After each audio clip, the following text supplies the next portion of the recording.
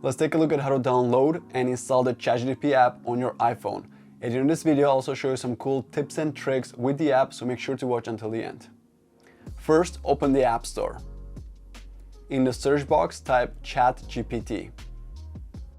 You're going to see a lot of results. Ignore those. You want to get the official app with OpenAI's white logo.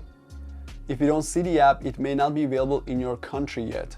You can see the list of countries on OpenAI's webpage, which I'll link in the description below. Click Get and it's going to install it. When the install is finished, you'll see the app on your home screen. Click on it to open it. If you already have ChatGPT account, then log in. If you don't, sign up with Apple, Google, or your email. It's going to do a quick check and give you the welcome screen. The home screen looks a bit like the web version. On the top, you can choose the different versions of ChatGPT. The GPT-4 is currently available for Plus subscribers only, so you may see only GPT 3.5 there. The three dots on the top right corner show you the history, settings, and you can start a new chat. The app and the web version are fully synced. The history brings over all the chats from your account. There is a nice search function here to search prior chats. Now when you start using the app, you'll feel vibration, which is also called haptic feedback. I suggest turning it off here in the settings. Also in the settings, you can see your subscription info, and in data controls, you can turn off the history, you can clear history, export data, or delete your account.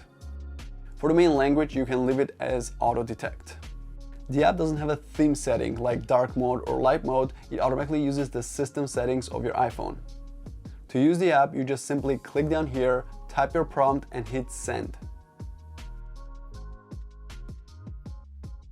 You can also use the microphone function on your iPhone's keyboard, but a better way is to use the record function by clicking here. Record function uses OpenAI's voice-to-text recognition, which I find is very powerful and accurate. To start a new chat, click the three dots and click New Chat.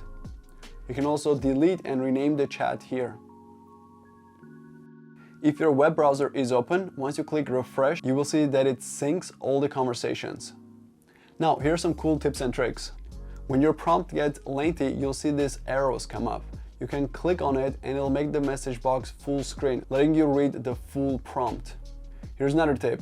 In the web browser, you have the regenerate, upvote, downvote, and copy functions. You can access them by long pressing on a chat. You'll also notice that there is select text and copy. Copy is obviously much faster. It copies the text without you having to select it, but I find it doesn't work well with tables. For example, if we ask it to build a table like this, now if we use the copy function and copy the table to a spreadsheet, it doesn't keep the format. But if we use the select and copy ourselves, then pasting it keeps it in the right columns. Here's another trick. OpenAI recently introduced plugins for ChatGPT. These are currently in beta, but they will eventually become available to everyone. Plugins are currently not available in the app, but there's a trick you can do to use them. You can start a chat using the plugin in the web browser, then look it up using the app's history.